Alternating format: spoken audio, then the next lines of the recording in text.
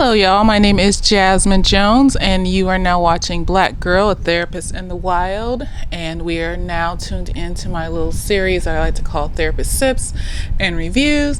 And today we are reviewing Waiting to Exhale, that 1995 classic. And we are sipping on a little bit of vodka, a little bit of sparkling cider. We're just throwing shit together here. Yes. Yeah, I'll probably keep that for posterity. Anyways, I wanted to start off with some statistics before we actually go into the review of this movie. Did you know that based off of the 2009 census that polled marriages and who's likely to get married, 93% of black women ages 25 to 29 making a six-figure income or above are less likely to get married compared to other races of women. And in the 30 to 34 range, there are far more black women that are most likely to have been divorced by that age compared to all the other races of women and such and things. And yes, this is cisgendered today because we are talking about Waiting to Exhale, and most that shit has to do with black women and the struggles that they have to deal with black men. But as before, like I said, if the shoe fits, wear that motherfucker and walk. In the 25,000 to 39,000 range, and in the six-figure range, we are the only women that outnumber our racial counterparts. Yes, putting graphs here for y'all to look at. It's somewhere around in this bitch. It's disheartening. There are 157 black women for every 100 black men in the six-figure range as far as income and shit. There are 450 white men for every 100 white women in the six-figure range. And if you have to date out, do the things that make your heart move, because at this point I am tired. And in the 30 to 34 range, when it comes to six figures, there are 25% more black women in that range than there are black men. What does this have to do with the movie? See, even when we're, 25,000 to 39,000 income, there's still not enough of these niggas out there. It's wonderful. Oh, 100 to 157. So basically, what it has to do with this movie is, we'll throw some statistical, mathematical shit in here so y'all can not just be hearing me talk and ramble about things, throw some stats in there for you. This movie is about four women who are in different stages of single and being played by niggas. Different stages of being lonely and desperate, because we've all been there, so don't come for me. I've been there. Some shit in this movie I've done. Probably even worse. Jesus God. It's a new day. It's a new day. Jesus. And as I sit here, because my mom is dead, so I can't talk to her about these things right now, because when I was young and watching this movie, I didn't know what the fuck was going on.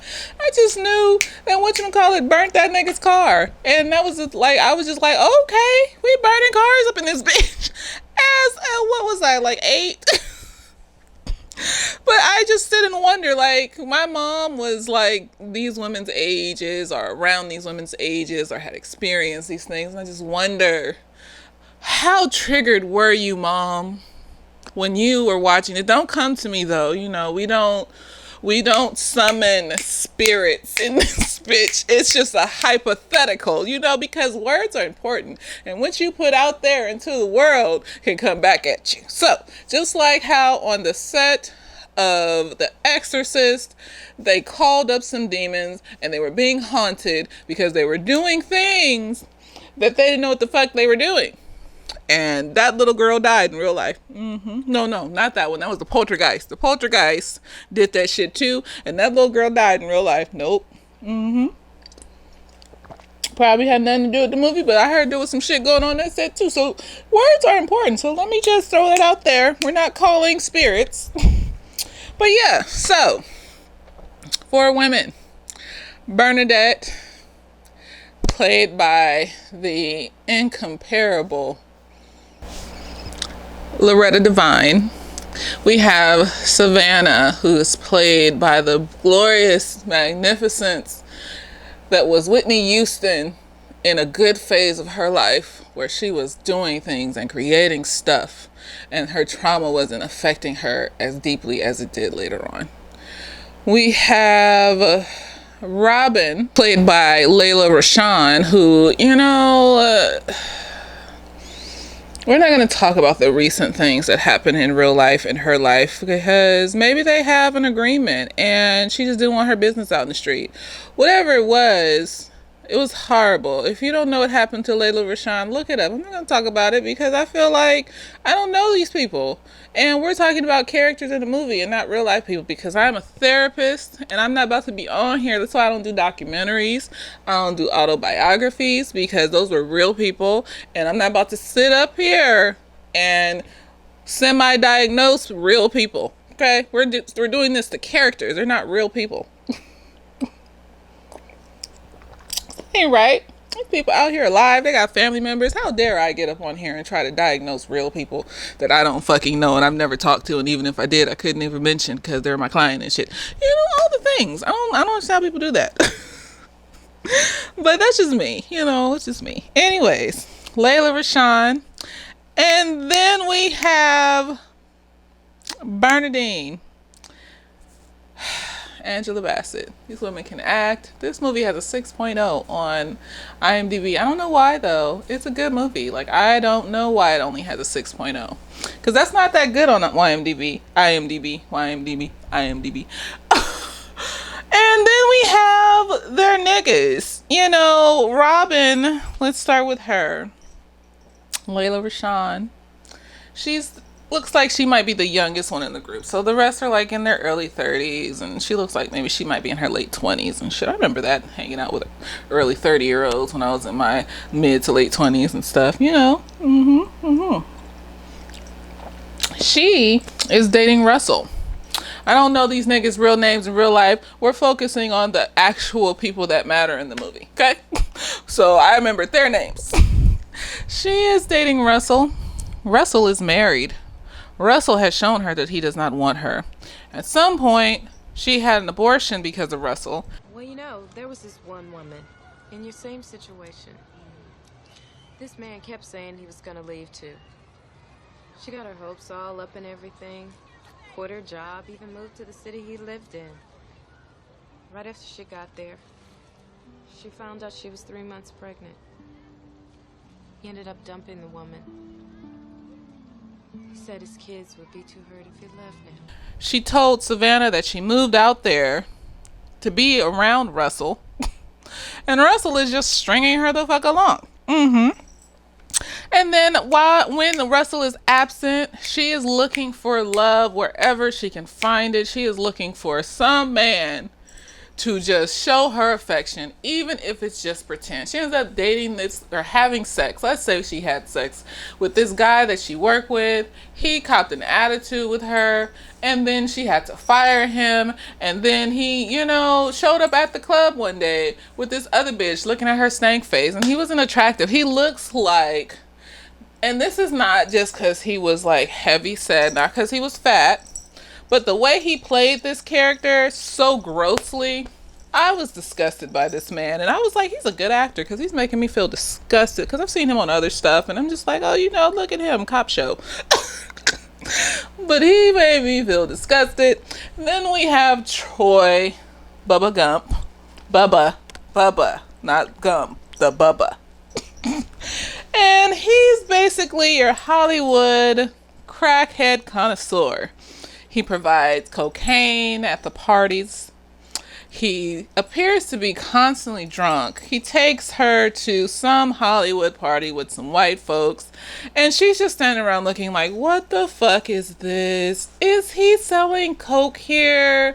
Why am I here? White bitches just bumping into her. Do y'all notice that? Like when you go to a party, because, even if you just look marginally cute as a black woman, my cat just climbed into my backpack. I'm sorry, I've never seen her do that before, so yeah. So, and then the white women do that passive aggressive thing where when they walk past you, they bump into you. And then the first time it happens, you think maybe it's an accident. Maybe, because I'm not a fighter. I don't like conflict. I'm thinking it's an accident because I don't feel like it. The simplest thought.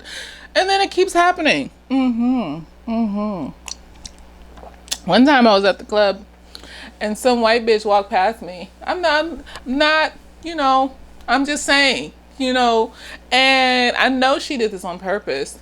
This bitch took her heel of her stiletto, whatever the fuck she was wearing, and I was standing up against the wall, away from people, out the way. My feet or heels were backed up against the wall. This bitch took her stiletto and stepped on my toe. I was wearing open toe shoes.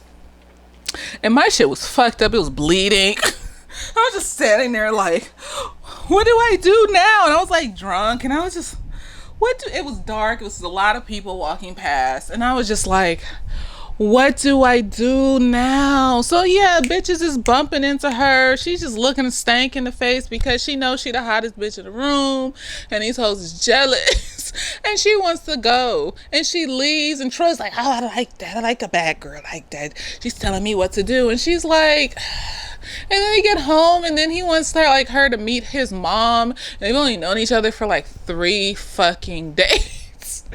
Red flag on the play. Why?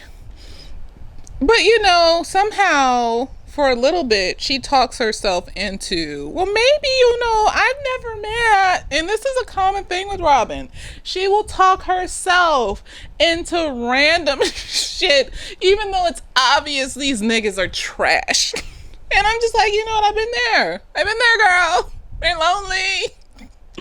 We want whatever we can get because it feels like something, even for a millisecond. And there's no niggas out here biting. A lot of black women like black men. Taking that leap towards interracial love is difficult, because it's not just the physical, it's a cultural thing.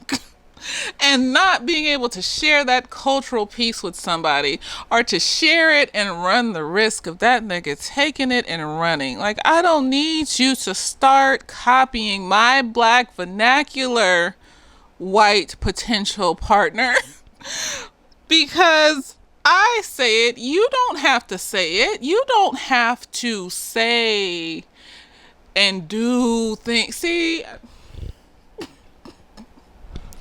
So anyways, she's like, she calls Savannah, who is played by Whitney Houston, and Savannah knocks some fucking sense into her. And that's one of the biggest reasons they say have you some homegirls, because we're going to be in these situations where you make these stupid ass decisions, especially when we're lonely and depressed, and this is all we can get. It feels like it's all we can get. Patience and time will show you what you deserve.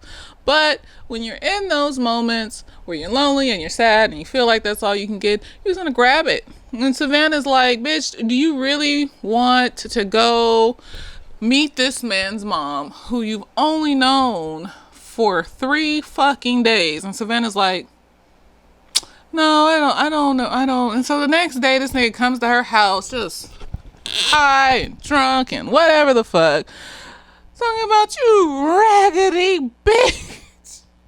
This is what you black bitches get. You always talking about a man doesn't want to show you, but as soon as a man comes around and wants to show you love, see, why do you have to go from one extreme of not showing any kind of consideration for me or showing that you're even slightly interested in me, to the other extreme of being crazy, like showing up at her house, yelling at her from fucking bottom of the balcony, throwing oranges on her fucking balcony at her. Why must we do the things we do?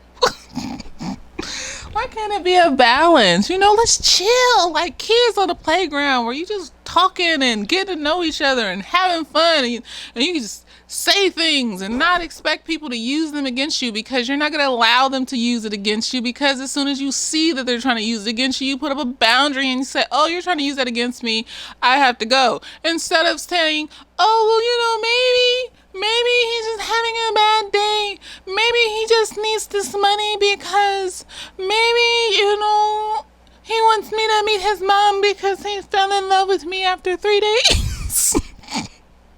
Oh. And so she tells him, no, I'm not meeting your mom. He leaves after rampaging and shit. And so we see that Robin has this issue here with the men folk and loneliness, and her level of loneliness is readily overlooking red flags. All of them do it, but you know, she's like a serial dater, so she goes from person to person to person, and it wouldn't be a big deal if it didn't affect her emotions. So, but her main nigga is Russell, who's married, who she moved out to. They're in Arizona. She moved out to Arizona to be next to. She was pregnant. She got an abortion because this nigga wasn't going to leave his wife. And he said that he didn't want it to affect his kids with his wife. Wife. As soon as you tell me you are in anything, or if somebody thinks they're in anything with you, I don't have that energy. These niggas want you to have this energy for their mental health issues. Go get some fucking help. How about that? Anyways, Savannah is newly in Arizona from Denver. She has come for a new production job on a show. This is her big shot or whatever. I think it's like a news show, sports show, some kind of show. And she's just trying to be closer to her girls who are out in Arizona, and, you know, maybe a new start or whatever. New environment doesn't mean new start, though, all the time. We have to change the way we respond to bullshit before the bullshit stops, or we're just gonna go somewhere else and experience the same fucking bullshit. She was on some date with some guy. I think it's a date. She put it up as a date. She gets there. He's not there, readily there. She has to wait a little bit. She sits down at this table with some other couples. All the bitches is looking at her like stank face, because, you know, she's Whitney Houston in her prime. This bitch, she's gonna steal our niggas. Like a joke, crackhead looking ass niggas. And so she gets up and starts walking around. Then here comes the guy. I don't remember his name. He wasn't there for that long. And, you know, they're dancing, and she just says this thing that's just like, Lord, if this is not the one, at least let me dance till I sweat. And it was, sometimes you just, what can I get? Okay, this may not be the husband, but what can I get from this encounter? What positivity can I try to pull out of this bullshit? Yes, girl. So she danced, and she let herself pretend for a little bit that he was the one. I've been there. Pretend, yes. And then she exhaled. I closed my eyes and I exhaled. What you make me feel. You know that feeling when you feel safe with somebody and you can just completely let your guard down? That's what exhaling is. You know, but at the end of the day, you just have to exhale with your fucking self. I'm going to completely have my guard down whenever I'm around anybody. And when you show me fuck shit, that's when I'm going to take all of my shit and go. Because I'm tired of being whatever these niggas in society tell me to be. I'm going to be myself, and I'm going to exhale with my motherfucking self. Fuck these niggas. I think that's the conclusion they came to at the end of this movie. So she is fucking around with this dude for like 5 months. He turns out to be nothing but trash, jobless, you know, a pothead constantly, no passions, no goals, no nothing. She had to give him $20 so he could get gas to get home at some point when they were, you know, fucking around and shit. Yes, and then the piece de resistance, he uses her toothbrush.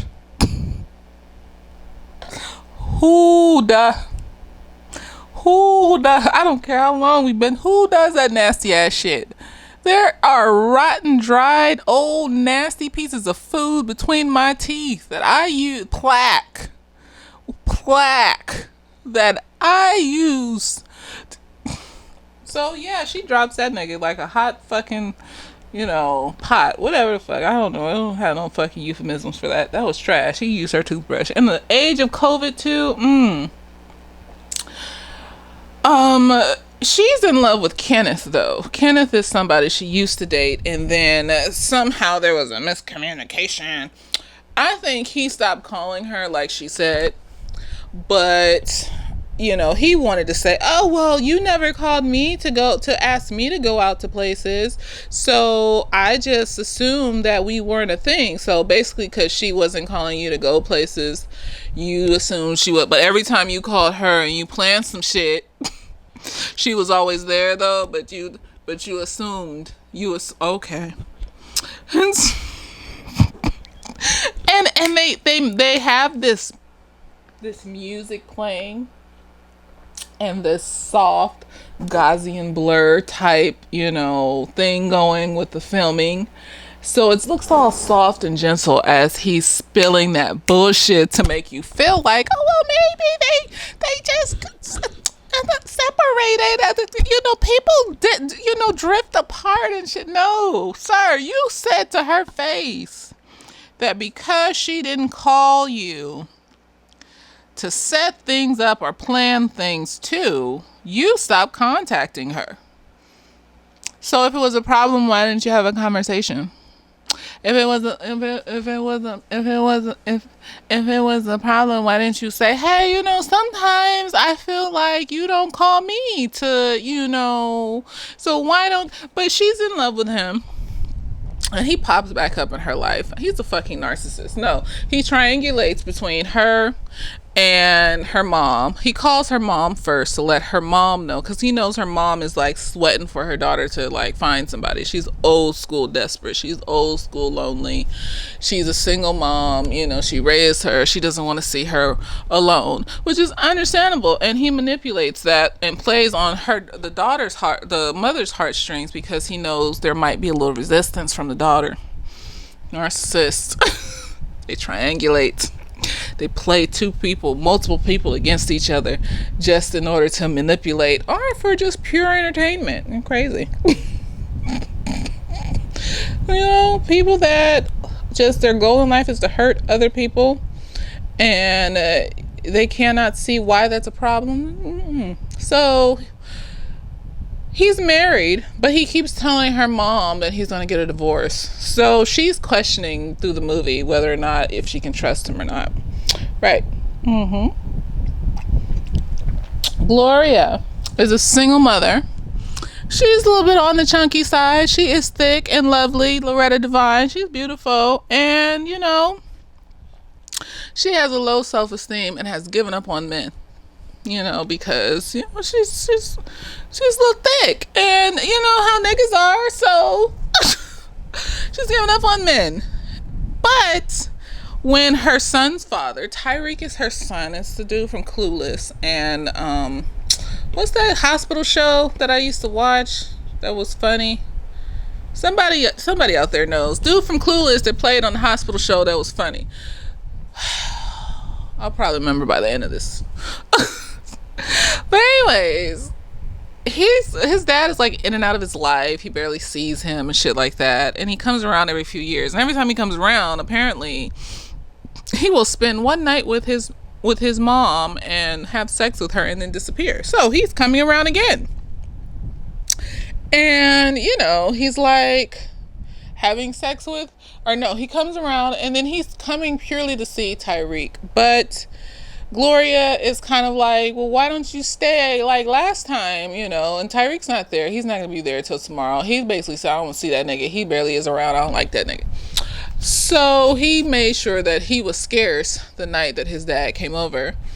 And, you know, so she basically didn't tell this nigga that Tyreek wasn't going to be there. And so he comes over and she's like, oh no, you know, he's not going to be here till tomorrow, but I thought maybe, you know, he gets up and is like walking out, trying to leave, and she comes up behind him and grabs his shoulders and is like, wait a minute, you know, and I've begged before. I have begged before. I mean, she didn't say please, but it was the motions of please, and I just was like, the devil. And he just looks at her and he goes, you know, I am a whole gay man. I was bisexual before, but I am a whole gay man now.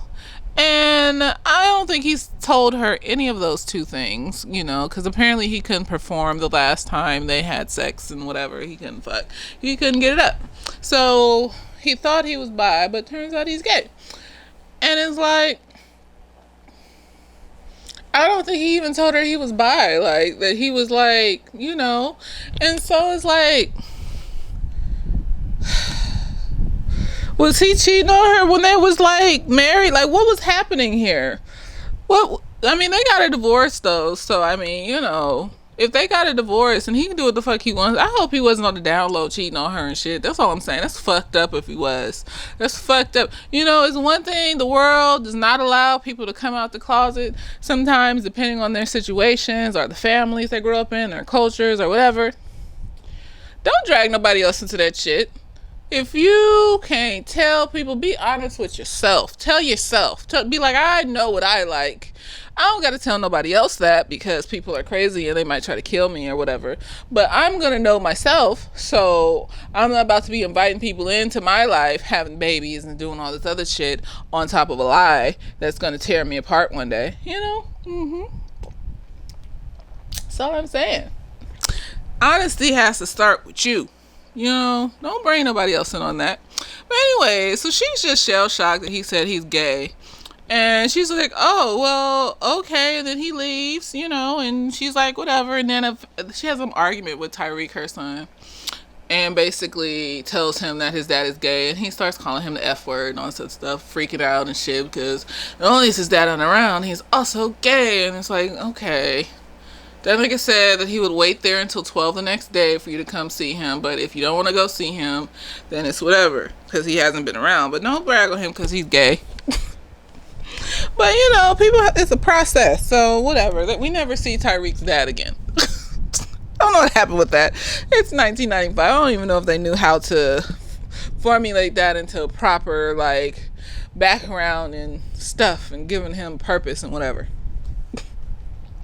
So yeah, Gloria is out here, low self-esteem, all this other shit.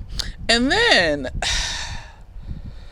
you know, Marvin moves in next door. And Marvin is played by Gregory Hines. And Gregory Hines passed away, like, I think in the early 2000s or something. He had a heart attack or some bullshit. But he is looking like buff as fuck in this movie. And I was just like, why did he have to die? Like, I don't... He wasn't even old when he died. He was just like, I think he was like in his early 50s, something stupid like that. And it's like, okay. God just be taking people for no reason. I'm confused. Anyways, he's moving in next door. And she go over there thinking that he's one of the movers. And she goes, so tell me about these niggas moving in over here. She didn't say it like that, but whatever. And he's like, well, I'm the nigga moving in over here. And she's like, oh, okay. Well, how you doing?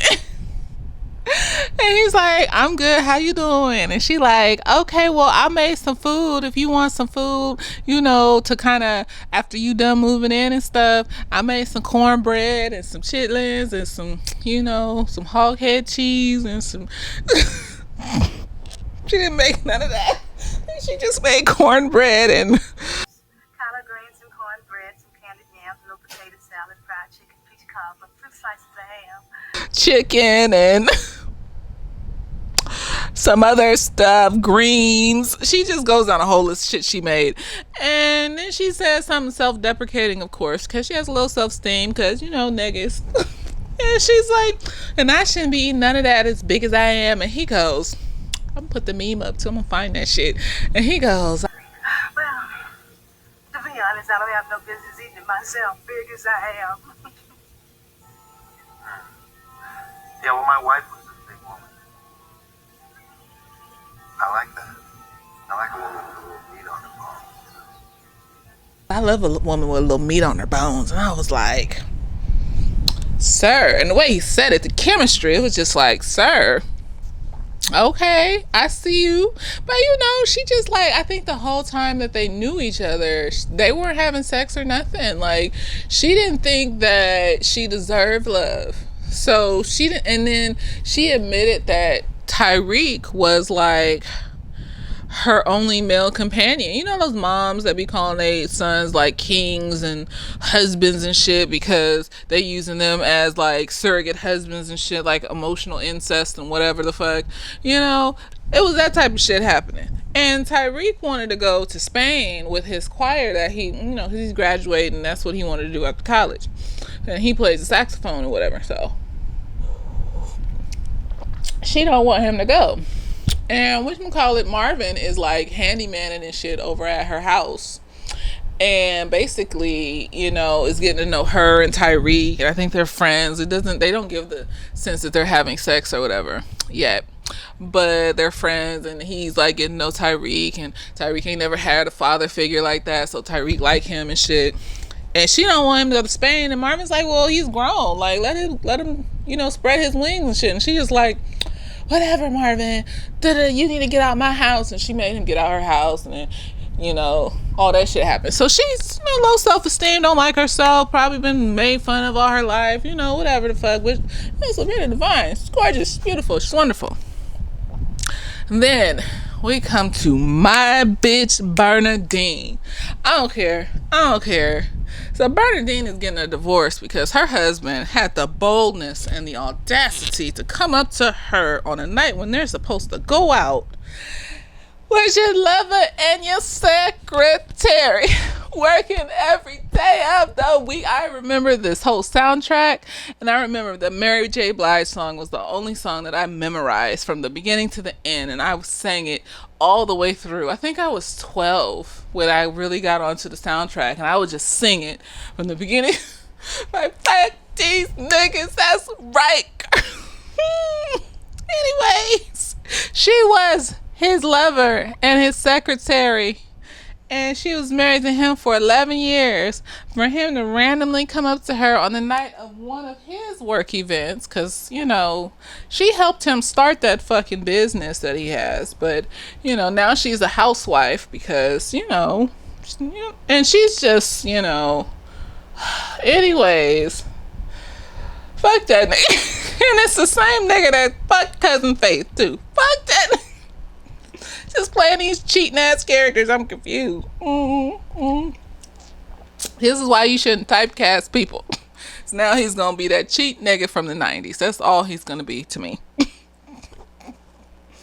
Anyways, fuck Cousin Faith and Soul Food. There you go. He comes up behind her and he goes, is it okay if, you know, I think he said we skipped the event tonight. Or did he say you skipped the event? I think he might have said you. And she goes, oh, I don't mind skipping the event. You know, she thinking he said we, the audience probably, I'm thinking he said we. I ain't seen this movie since I was like a little kid. You know, all the things. And then he goes, oh, well, because I wanted to take her. She's been needing attention. So he's talking about this white bitch that's his secretary that he's been fucking. And it's just like, the gall, the audacity of this man to cheat on her. But on top of that, you cheating on her with a white woman. I'm sorry. No, you know that's an insult. You know that's a fucking insult. I don't care. It goes deep. It's a cultural thing. It goes deep. I think I drank most. Oh, shit. Put it down. It's like a little bit in here. It's like a very tiny bit in here. Anyways. I don't. It's just, You shouldn't cheat at all. It's an insult regardless, but you did it with a white. She's black and you did it with a white woman. I don't care if you date interracially, whatever. It's like, what's that nigga's name? Jesse Williams, and he was like this activist nigga talking about black women this and black people that and black women and da da da da. And then he divorced his black wife and got with a white woman for a little bit. Now he's with a black woman, but still, I mean, I don't care, like, if he ended up being with that white woman and stuff, but it was, like, right after they divorced. And I was just like... But it's like, if you want to be with who you want to be with, but don't cheat. And don't cheat on a black woman with a white bitch or any bitch that's not black. Don't cheat, though. Don't cheat. Don't. Oh, this sounds so bad. I don't care. It bothers me. And so I felt for her because it's like, insult. It's just like colorism comes into play. Then you question if black is really beautiful. And then you question yourself. And then she ends up cutting off all her hair because, you know, grief and loss makes you cut your hair off and shit. And then this bitch burnt his shit. And it was beautiful. It was so beautiful. She took all his shit and she was just like, this nigga, I was working with him and I was his secretary and I helped build his empire, and she deserved every penny what she got in that divorce settlement. I don't give a fuck. She helped build his fucking empire. She wasn't sitting on the sides while he was balling in the courts and shit, bitch. This bitch was on the courts with that nigga and she got off the courts to raise they motherfucking children. I'm tired. And she was bothered the whole time because, you know, she didn't have a plan B. She was just like, at first she wasn't even going to take him to court. He was going to give her a funky $300,000 based off of his holdings, the holdings that they built together, bitch. Assets and shit. He was going to give her a funky $300,000 and the house that they live in and call her a day. Bitch, where? She took this nigga to court. She got the house they live in, another house in Acapulco, $500,000, another $500,000 in stocks and bonds, whatever the fuck. This bitch slept him fucking clean. And he went out like a, you know, he was an honorable loser. He stood up. He opened that gate for her and, you know, he bowed his head like a loser. Motherfucking bastard. Ain't that nigga? But anyways, throughout this movie, we see Bernardine's progress through her loneliness. And, you know, at one point she goes to court. And she's down at the hotel in the bar after court. You know, they're just giving her $3,000 a month at this point while the judge reviews the rest of the assets and stuff. And so she's feeling a type of way because the mortgage is $5,000 a month. Like, what the fuck is she gonna do with $3,000? The mortgage alone is $5,000 a month. Like, she doesn't have a job. And she's lamenting, and, you know, she's sitting at the bar and she's drinking and she's smoking and she's looking beautifully Angela Bassett-ness. And here comes young, beautiful Wesley Snipes, and he starts talking to her and they start talking to each other. And apparently he's married too. His wife is dying. And he's just feeling some type of way. His wife is also a white woman. They go upstairs. I thought they were going to have sex. And I was just like, why? Because at one point she had sex with another married man. You know, why are we perpetuating this cheating shit? Like, there's diseases. People have emotions. And yeah, you go into something thinking it's just sex. But it's not. The nigga she cheated with or she had sex with showed up at her house at one point and was crazy over the vagina. Apparently, he was a quick nut too. Let's see, niggas in this movie is quick nuts, and I'm just like, okay. And you know, it's like you don't know what you're dealing with when you do underhanded shit. Nothing's clear, and it's like you don't know what can happen. So I don't condone that cheating shit. But anyways, I thought they was gonna fuck. I was just like, I mean, I guess if that's what she want to do, you know, we lonely, we do dumb shit. But no, he held her all night. And if it had stopped there, that would have been okay. Damn it, I wasted it. That would have been okay. If it had stopped there with them just holding each other and then he flew back home to his wife like he should have. No. A few months later, as she's finalizing her divorce and the settlement and all the shit she got, he writes her a letter. And they try to make this seem all cutesy and, oh, it's beautiful crescendo music and soft focus. And he writes her a letter about how he fell in love with her after one day, but how he's also in love with his wife, and how it doesn't overshadow his love for his wife, and how his wife is dying, and how beautiful his wife looks, and how she still has the same personality as before. Wife. And I'm just like, I don't understand what this scene's supposed to mean here. I don't understand what this scene is supposed to mean here. Why is he writing a letter to her about his wife? And I started to notice that most these niggas that they fucking that are married are kind of sort of sitting up here talking about their wives, like Kenneth. You know, so Savannah's trying to figure out what to do with Kenneth because she called him after she talked to her mom, and her mom said that he told her he was getting a divorce. She catches him on the phone talking to his wife all lovey-dovey and how much he misses her and shit like that. And then later on in the movie, he's like complaining to her about how his daughter has chicken pox and how Savannah is the most important thing in his life right now. So that's why he takes these trips to see her.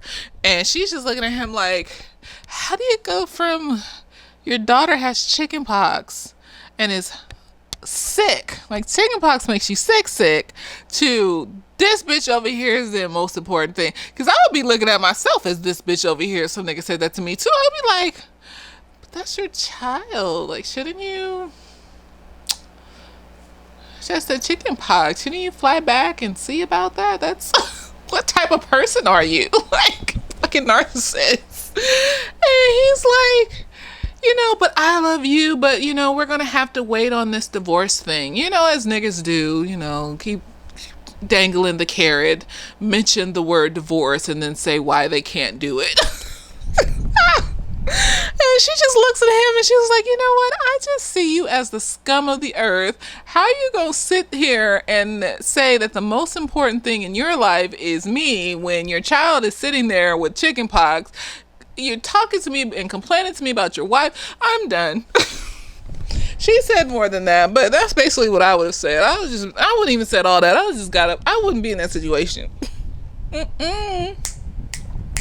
I wouldn't be in that situation.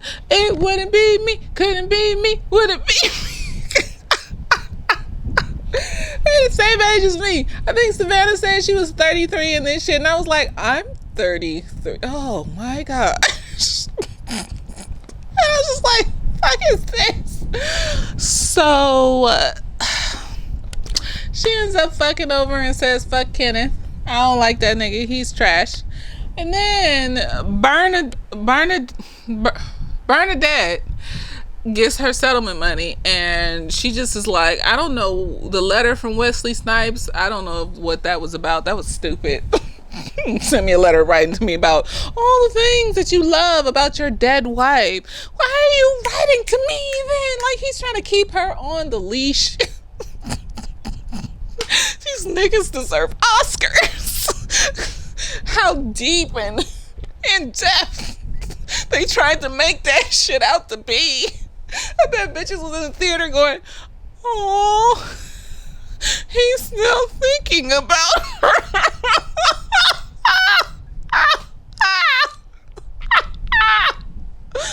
Oh my gosh, I'm just like, why is he writing a letter to her about his death? Y'all tell me. What is the point of this letter that he's writing to Bernadette? What is the point of Wesley Snipes living and breathing and being around his white woman wife who's sick and dying, and also her daughter who is not his biologically, but he chose to raise that little girl? Not a baby he had with her, a baby he chose to raise.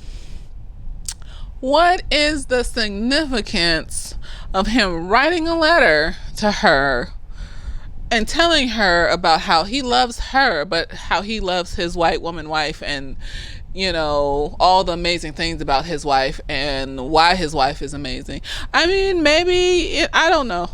No, I'm not going to give it to him. You want me to make excuses for these niggas, I'm not giving it to him. Okay? And so, that shit was dumb. It still bothers me. So I would have tore that shit up and be like, this nigga got me fucked. Why is this nigga writing me? What's she supposed to do? She's supposed to be like, oh, so, you know, I'm just gonna wait until his wife dies then.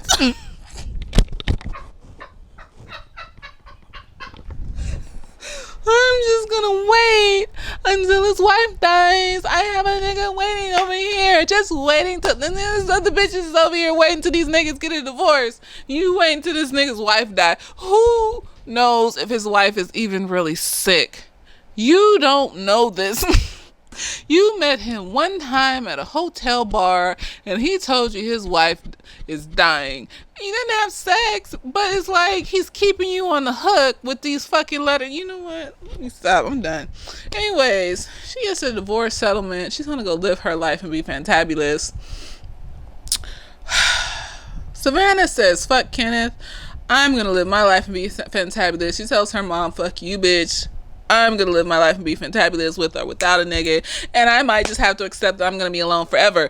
And you know what, bitch, I didn't like that, because I feel like when you're living your life and you have confidence and you put yourself out there and you don't settle for less, the right one will come along. That right one might not be black though, you know, because statistically speaking, it's you know. And then let's go into, you know, post-traumatic slave disorder syndrome, which is a disorder or syndrome, one of them things, by Joy DeGruy, Dr. Joy DeGruy. You know, we have been socialized by slavery. Women, black women, are socialized to be the mules. Black men are socialized to not feel things emotionally and deal with emotions.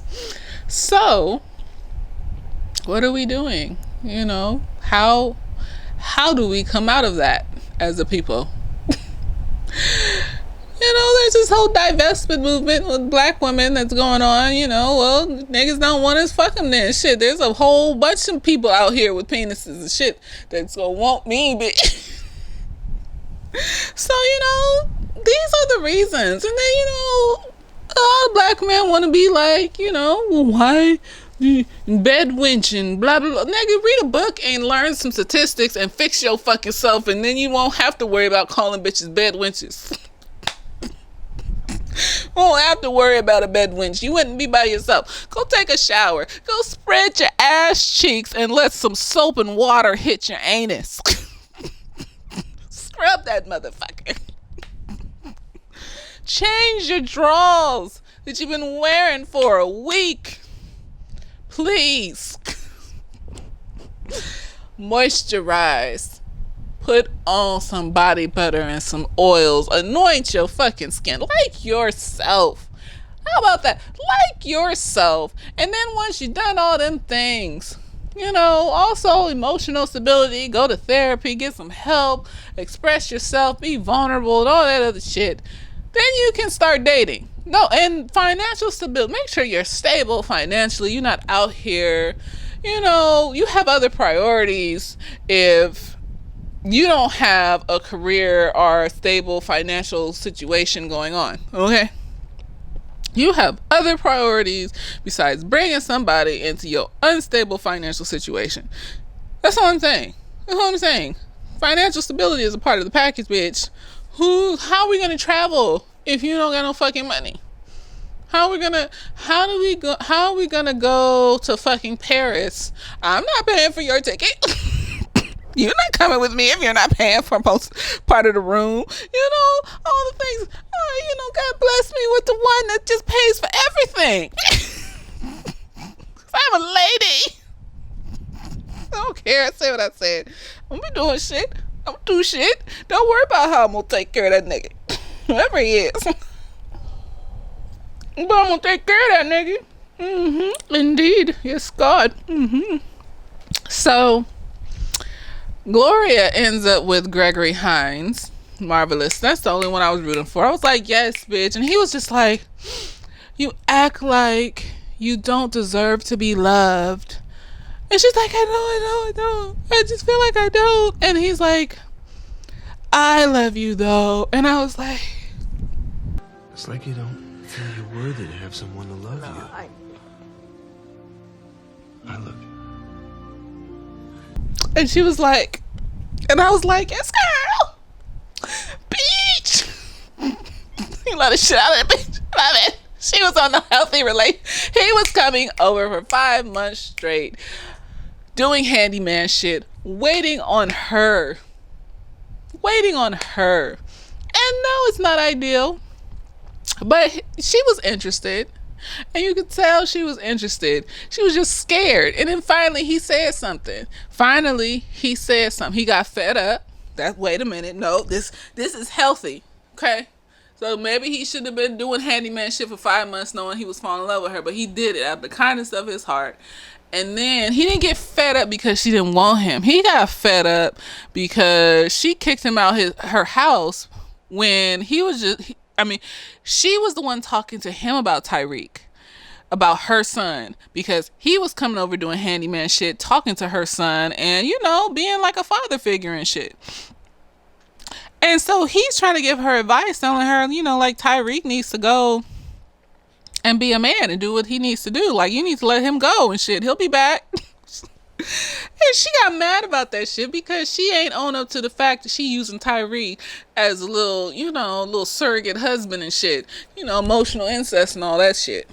He's been a man in my life, my companion, more than just my baby. Now he's gone. And he was like, well, why are you telling me this shit then if you don't want my advice? Why are you asking me questions and shit if you don't want my advice? And she's like, well, you know what? Get out my house. And da-da-da. And he was like, well, wait a minute. And he looked shell-shocked. He wasn't even mad. He was just like, wait a minute. But I was just saying, and she was like, no, get out my house. And so he got out her house, and then he was mad, and then he didn't come over for a minute, and he didn't talk to her for a minute. And so finally, on the day Tyreek leaves, she comes over to his house to apologize for, being a bitch shit, because she going through shit, and she did not do that because she had a good man and shit. She needs to take that and keep it. See, I will acknowledge good men when I see them, and he was a good man. Okay? Yeah. So don't come for me. I see goodness when I see it, and I see nigga shit when I see nigga shit. So she goes over to his house and apologizes, and that's when he's all like, you act like you don't deserve to be loved. And she was like, I know. And he was like, well, I love you. And she was like, and then they had sex. It was beautiful. It was so beautiful. It was lovely. Yes, bitch. It's a man that patient. Where is the patient, nigga? I mean, I know you waiting for 5 or 6 months, but damn, nigga. You had to know me first, shit. Fuck.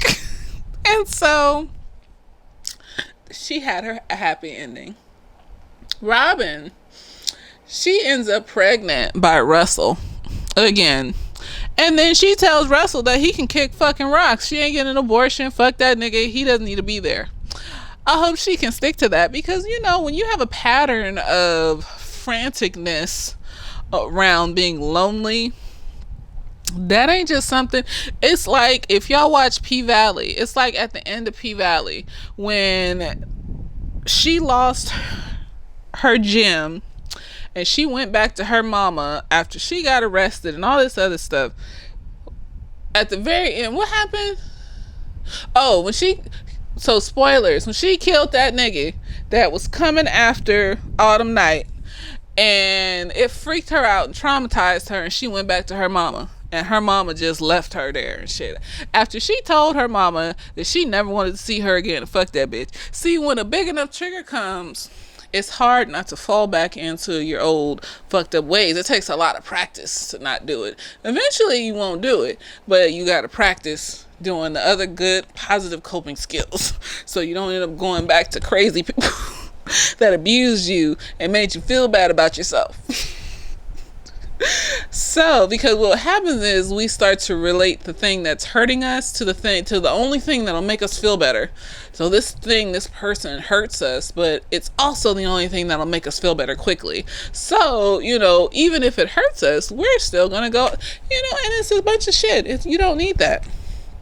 So hopefully Robin stuck to that shit and is gonna stay away from that nigga. Hopefully that nigga doesn't wheedle his way back into her life, especially when that baby comes. Like, oh, the baby's died, and I love you, and I want to be around you. And then he's around her and does the same fuck shit he was doing before just because he wants some pussy. And what happened? Savannah doesn't end up with Kenneth because Kenneth is trash. She's just like, fuck this nigga, you're trash, I think I said that already. So Savannah did Gloria, Bernadette ended up with the settlement, and Robin ended up, so they ended up in the places that they needed to end up, better off with clear some of these evil niggas out the way, and hopefully being able to go on with their life in a better way, hopefully with the decisions that they made. But yeah, so the reason why I had the statistics in the beginning is just to show that this isn't just like some shit that's in black women's heads. Like, it was a study done where they looked at dating apps and realized that black women and Asian men were less likely to be chosen on a dating app. And it's like, this isn't just some shit. We're lonely for a reason. And it takes a lot of mental strength to go against society telling us that we're hideous monster creatures. But we're also very, very sexy and we deserve to be fucked all the time, but at the same time we don't deserve to be like loved and shit. All of the gaslighting and the things and the stuff that society tells us, it's very difficult to overcome that. And especially when there's statistics that are showing like, hey, the stuff we're saying and experiencing is true, and motherfuckers is coming up and be like, oh, it's not, that's not true, that's made up, if you would just do such an, I don't got time for you. So I don't respond to trolls and shit when people comment on my stuff and say dumb shit. I just be like, well, keep saying dumb shit, I'll block you. I don't have time. I've gotten to this place where I don't have the energy for dumb shit. Like, I really motherfuckers want you to have all this energy and have all this, like, I got time to argue with you. I don't got the time. When you want me, I have to work. I have other things I need to do. So yes, it's real, y'all. Black women are disadvantaged when it comes to the dating field. We're disadvantaged when it comes to getting married. Like heterosexual black women, whether you're cis, trans, we are disadvantaged. And so, since we are disadvantaged, we need to just do what comes towards us that treats us right, that we like. If you like them, they treat you right, they have the things that you need in a relationship and a person, and they like you and all this stuff, then fuck it. Go for it. Shit. Don't hold out for people that don't want you. Don't try to give things. And like in the movie, Bernadette was even saying like she felt like men kind of set you up, you set yourself up based off like what you're told, but who told us this stuff in the beginning? Who told us that we have to be subservient and give everything, and men are supposed to take care of us like that to the point where we don't have a backup plan? Like that's what she said. Like you feel like you are just supposed to give everything and not take care of yourself. That's why a relationship is two whole people coming together and not two halves, because if it's two halves, then that means there's something missing in both of you that each other isn't going to fix. You're not gonna get together and be one person. That's codependency. Don't be codependent. You need to come in with your own shit, your own ways of dealing with your emotions, your own ways of making money, saving money, budgeting, your own ways of self-care and making yourself feel happy. And yeah, you might have some shit in common with the other person, but at the end of the day, it's still your own ways of doing shit. Your own ability to like be by yourself sometime and enjoy your alone time, your own friends and shit like that, so that you're not leaning so much on this person that if they do fuck shit, then you're assed out and you're just like, well, all their friends were my friends, so now I don't have friends and I don't want to be lonely. And the thing is too is like, don't take it to the extreme. We're finding balances here, so don't be like, oh well, we can only do the, and oh no, come in with your own friends and y'all can intermingle and do all that shit, but know that if anything goes down, and looking out for red flags. Like Robin, she was not, none of them were looking at red flag, but Robin in particular verbally, like, for the most part, would like say the red flag, like, oh well, maybe him wanting to meet his mom in 3 days after 3 days of knowing each other, maybe that doesn't mean a man's never wanted me to meet his mom. It's like, come on, Robin, come on, girl, that is crazy. He sold cocaine at some white Hollywood party. What are you doing, girl? What are you doing? Look at the red flags and see them for what they are. And yeah, it'll hurt. It'll hurt that you thought you met somebody nice and you had to walk away. But walk the fuck away, because that is what it leads to. It's not going to go anywhere. You're not going to fix, and that's what Robin said too. She thought she could like influence him. She thought she could influence Troy, Bubba Gump, and change him from being the cocaine, crackhead, alcoholic that he was, that he came into the relationship as, that he showed you he's been since the very beginning. And she was like, well, maybe I can influence him for the better if I go to his thing with his mom. Ma'am, no. And it just got worse too, because when he came and he was outside her house, he was 2 hours late. And then he also brings up the fact that my son is there, he's waiting to meet you too. And she's like, yo, son, how old is your son? You didn't mention no fucking son. And he's like, oh, he's 13. And girl, it just got worse. He didn't want you to meet his mama. He wants you to meet his son. Why are you bringing random women in and out of your son's life? But you know what? He has problems. He has problems and shit. So red flags, boundaries, walk the fuck away. Be open when it's real. Just like how Gregory Hines and Loretta Devine, it's beautiful. He liked her.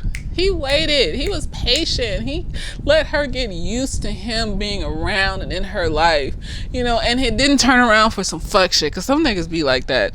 They be what they call hobosexuals, where they just be all up in your house and shit and using your shit. But he had a house across the street. He was just coming over to help and shit. And it was just like, it didn't turn into some fuck shit. And that's scary too.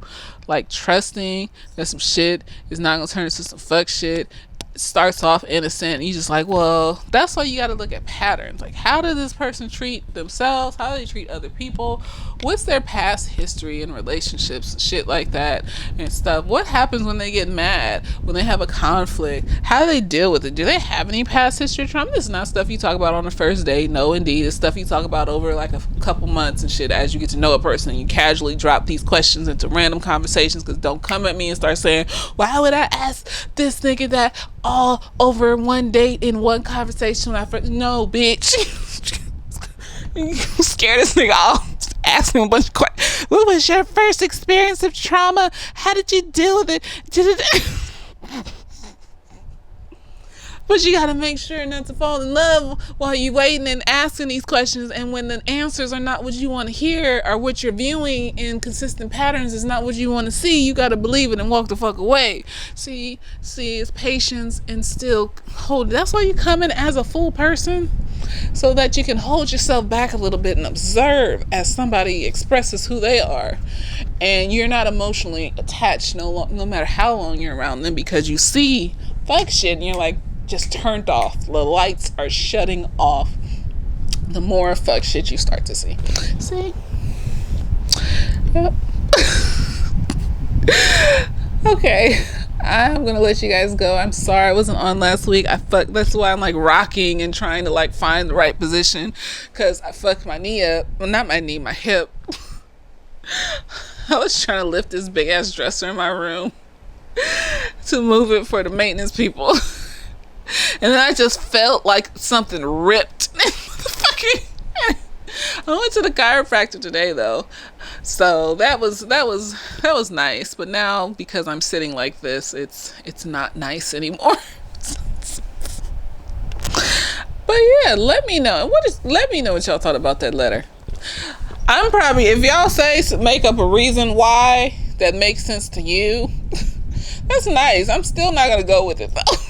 But I want to see what other people think. Like, what would be the reason why some man that you met one day and slept with, cuddled, you didn't have sex, you just cuddled throughout the night, writes you some letter about his dying wife, starts the letter off with, "I'm in love with you too." Really, nigga? Okay. I'm in love with you too, but let me spend the rest of this letter writing about my wife who's dying and how much I love her. But yeah, I love to hear what y'all think. Okay, so I'm gonna let you go. Hope you enjoyed this review. Like, share, subscribe, all the things, and later days.